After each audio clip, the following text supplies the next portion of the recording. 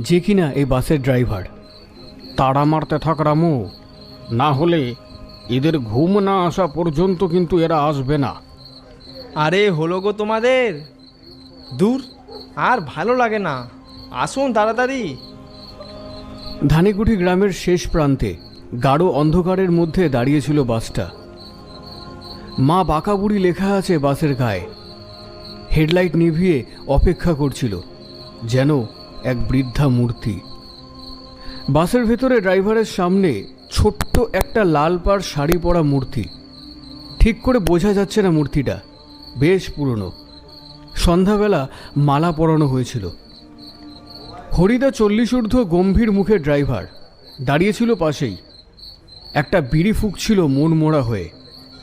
হরিদা, বলছি না এই বরযাত্রীগুলো ঠিক মানুষ না। দেখো, কারো পেট ভরছেই না, কেউ গল্পে মত্ত, আর কেউ বলছে আর একটু থেকে যায়।